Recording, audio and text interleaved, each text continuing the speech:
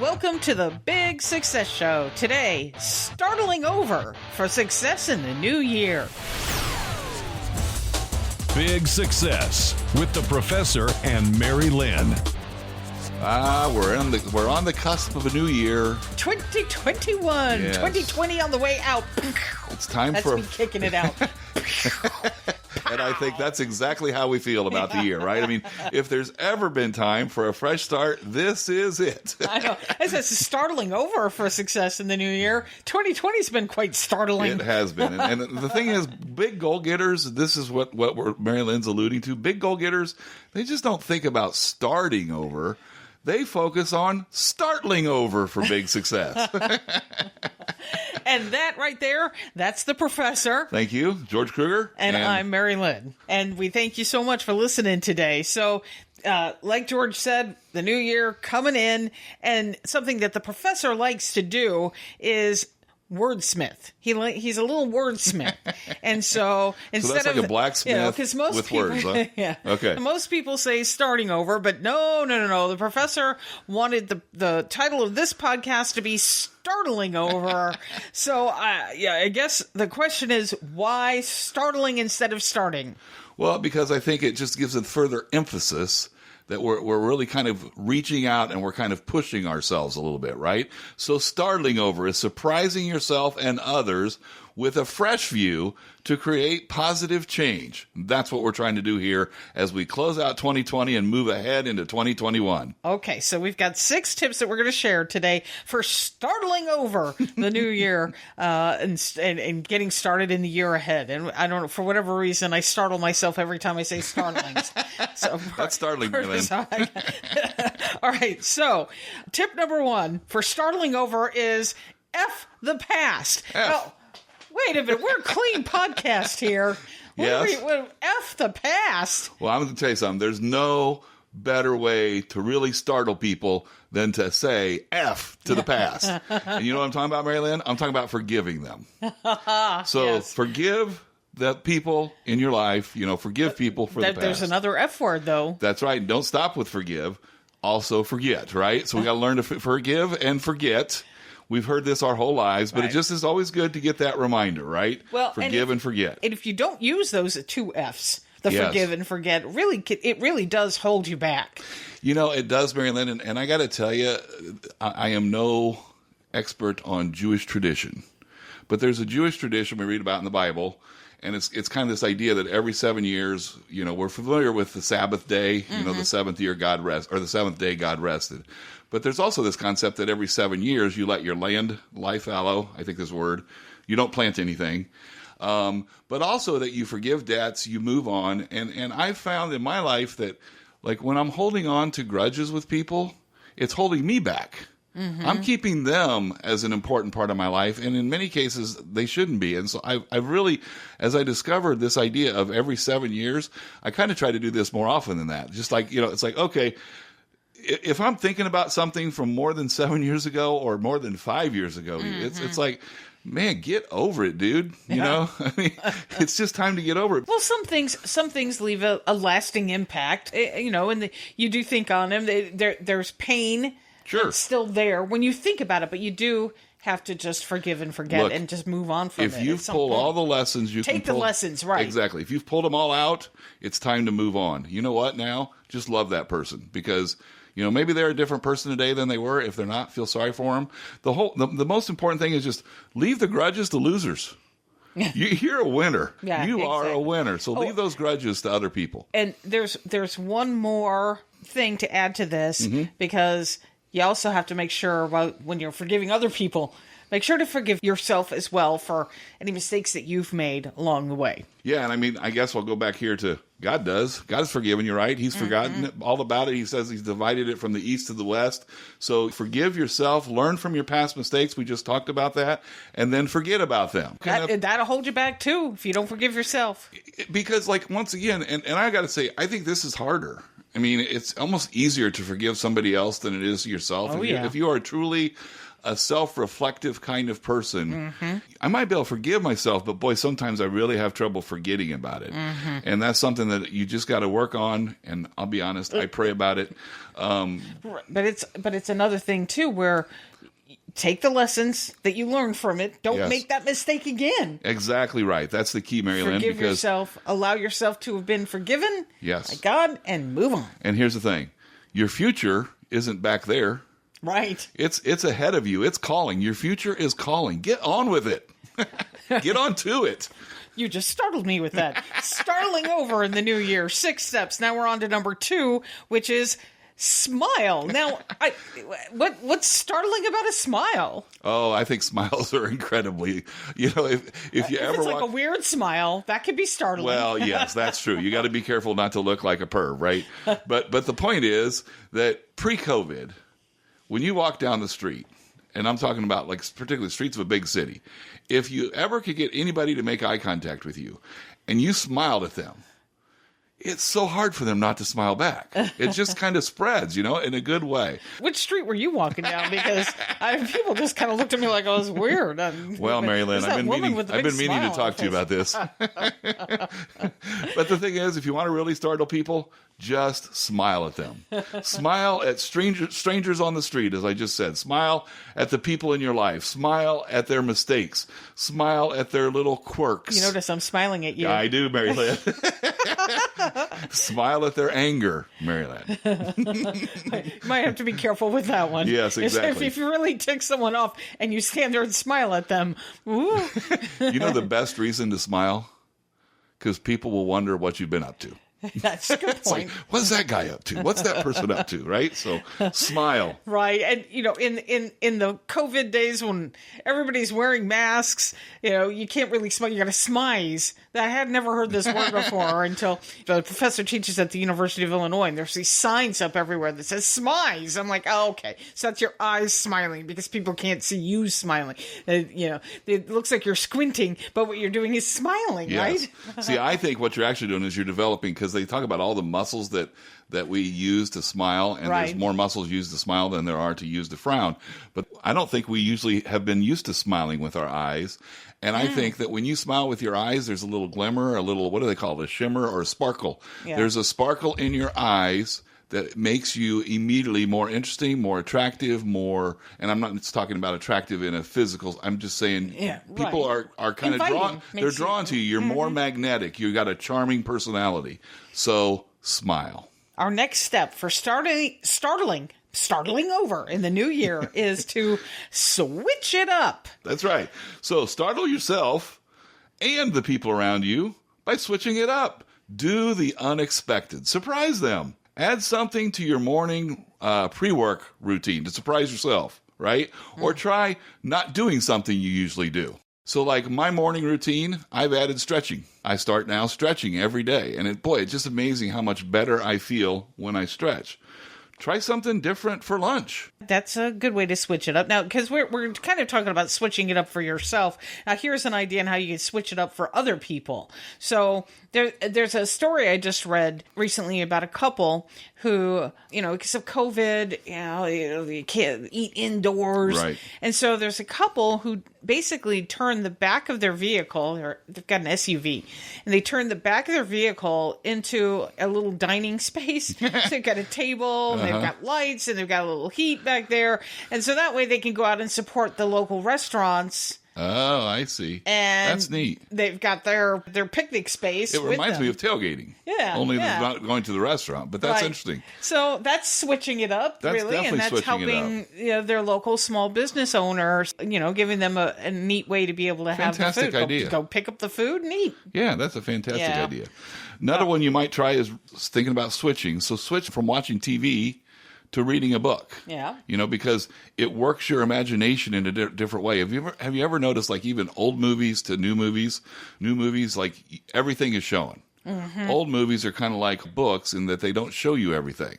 So instead of watching TV, read a book. Read fiction instead of nonfiction, or vice versa. All right. My big switch for 2021 is, I got to make a confession here. I tend to be a social media scroller. Just Yes. scroll.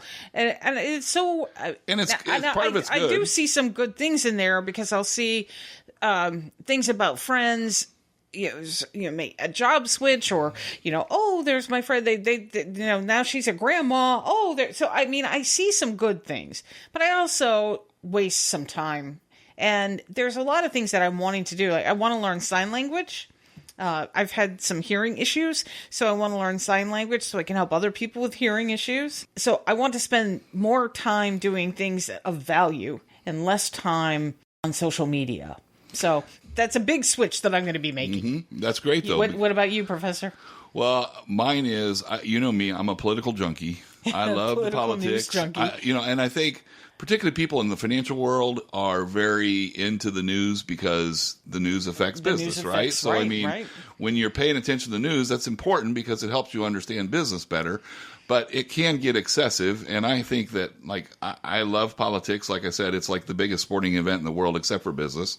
And so it is fascinating to me, but at the same time, if I voted, if I've contacted my Congress people, if I've done certain things, what more can I do? At a certain point, you reach the point of diminishing returns. I don't need all this information coming in all the time. So that's the one switch that I'm making. Switching up the incoming info that's coming. Yeah, what are you I'm listening to more podcasts, watching more videos, things that like fill my soul and my heart and my mind with good things that help me hopefully help others even more than what we do right now. So yeah.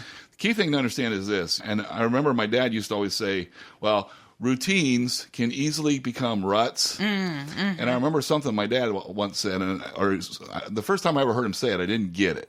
And over time, I finally got it. He said, a rut is nothing more than a grave with the ends knocked out. A rut is what? A rut is nothing more than a grave with the ends knocked out. Oh. In other words, it's a constant state of not living, really. If you think about what he's saying, when I finally got it, it's like, wow, that's actually really profound. Yeah. And I just remember my dad had said that over and over again, and it really made an impact on me. The key thing to understand is you're a winner, so remember, routines are great, ruts not so good. Not so good. So mix it up. All right. 6 steps for startling over in the year ahead. Number 4 is random acts. Startle people in your life with random acts of kindness. That's a good startle right there. Call a friend out of the blue. Call family members out of the blue. I think a lot of people are doing this in the times we're in. It's become a little more easy and just kind of natural to reach out and just talk to your relatives that maybe you don't talk to as much as you would otherwise, or maybe you don't talk to as much as you'd like to, or friends. But the thing is that to also just let them know, and this seems to naturally happen at the end of a call, just let them know how much they truly do mean to you. Just a simple "I love you" goes a long ways, but just "I love you," and give them something that you love about them. Right. I mean, that something that they do or say or how they help people or whatever. Just tell them how much they mean to you and how much you admire them. In that same light, you can reach out to teachers, old friends, mentors, professors, and let them know just what kind of an impact they've had in your life as well. Yeah, I did that a while back. I was able to get John Wooden's autograph, and John Wooden was a great basketball coach. Like they won like 8 NCAA final tournaments in a row. And we use his definition of success really as the foundation for what big success is all about. Absolutely. It's definitely inspired us. It's inspired me from the time I was like in junior high. And my coach is actually, that's the point. My junior high coach was also my health education teacher. And in health education, we studied John Wooden's Pyramid of Success. And so when I got his autograph, I called up my coach and I told him, hey, you won't believe what just happened to me. And so I told him the whole story and then just told him what a significant role his teaching me about this book and this pyramid had changed my life. Wow. That call, I can imagine, made his day. I would assume so, yes. I know how I feel when my students say nice things to me, which is, a lot better than the bad things they say. Well, getting back to, just random acts of kindness, things that we can do. And in this day and age with the COVID and everything, you've seen so many people do so many kind things for other people. Donating time, donating goods, donating money. Those things are absolutely wonderful. Reaching out to a friend, seeing somebody who's dealing with a lot of stress, and just saying, hey, you know what? Let me buy you lunch. And if I've got the delivery coming to your house, and we're going to have lunch over Zoom. I mean, Yes. isn't it neat how people have come up with some creative ways to be able to reach out and share kindness with one another? Yeah, and it would be lovely if this continues, because I think there are some things that this pandemic has done that are very positive, and you've highlighted several of them on our conversation today, Mary-Lynn. I think that feeling of goodness and kindness and caring for each other will go on, because even when the virus goes away, there's still some fallout from it, economic hardships probably for many, and so we're going to need to keep taking care of each other. Absolutely. So now we'll move on to step 5 in our 6 steps for startling over in 2021. And this step is to do the opposite. Yes. And it's a TV show and an episode of this TV show that inspired the professor for this particular step. So yes, and it's Seinfeld. If you're familiar with the show, if not, you're a you can person find of a it on certain age, YouTube. You can find episodes on YouTube. Yes, it's all over. And one of the hottest comedies of all time, really. And one of the characters was George Costanza. George was kind of the down on his luck character for the most part, right? So Jerry was the successful comedian, and George was the unsuccessful friend. So for lack of a better word, and George reached a point where as unsuccessful as he had been for his whole life, he finally hit rock bottom. He was even more unsuccessful. It's kind of hard to say those two together, isn't it? More unsuccessful, right? So I guess less successful than ever. But the point is, he kind of realized, and Jerry, I guess, kind of egged this on. It's like, well, if everything you've done has been wrong, then just do the opposite. Just do the opposite, right? So George is thinking, okay. And he's Elaine, who's another friend. She's the goofy friend on the show, I guess. I guess you could say that. And so she notices a beautiful woman over by the counter of the restaurant they're in. Yeah. And so she says to George, well, what would you do normally if you saw a woman like that? And he said, well, I just sit here and do nothing. Do the opposite. Go say hi to her. So he goes over to her, introduces himself, says, hi, I'm George Costanza. I'm unemployed and I live with my parents. Would you go on a date with me? And we're short-circuiting this, of course, but the point is, she says yes because how refreshing that a person would be so honest when they're trying to sell you something, right? Oh, my goodness. So the whole point to this is we're talking about thinking like George Costanza, do the opposite. Right, yeah. The phrase comes to mind, if you continue to do what you've always done, the best you can expect is what you already have. So doing the opposite, obviously, can turn that around. It can. So here's the thing. Don't walk, run. Don't sit, stand. Don't think, do. Do the opposite to shake things up. Okay. So now we're to our 6th step. Number 6. The final one, right? For startling over in the year ahead, the grand finale. And step number 6 is stretch. Yes. So now wait a minute. I know that stretching is good for my health. I'm supposed to stretch more. Why is this the 6th step? Well, Mary-Lynn, you're missing the whole point. We're not talking about stretching physically, although that's an important thing to do, as I've learned. But we're talking about stretching yourself mentally. Oh, stretching my mind. And stretching yourself in terms of, let's just give an example. Think about one startling thing that you could accomplish by the end of the year ahead. And then we're not talking about just anything. Think of one startling thing. I've already got one right there. Something that's really going to make you stretch. What is it? Learning sign language. That's a great one. It's overwhelming. And when you see the signers, which we've seen a lot during this COVID time, you see the people doing the sign language in the back.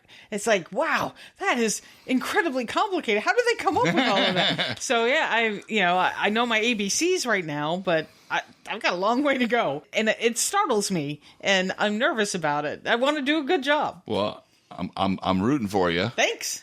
And the thing is, understand, is it may be something you want to do for a long time. It could be something that just hit your radar, which I think this is kind of a new thing for you. Go for it. Figure out what it's going to take to accomplish it, and then do it. Yeah, the hardest thing that I'm having with it is finding a time to carve out for it, and I just replace some of the things that I've been doing with this. Yep, that's exactly right. Because it's something that's important. And then as we start doing some videos for Big Success, I'll be able to incorporate sign language into it. So that'll be awesome. You'll get to see that. So the thing is, figure out something that you can do, that you want to do, that's going to stretch you, and then give it your all. You're a winner. Push yourself to prove to yourself that you can accomplish everything you dream about. That's Big Success. Speaking of 2021, are you wanting to live a more purposeful life in the new year? Then start with our free Life Purpose Quiz. You can find it at Big Success, that's big with 2 G's, success.com. And we thank you so much for listening today. Until next time, here's to your Big Success. Find Big Success at BIGGsuccess.com.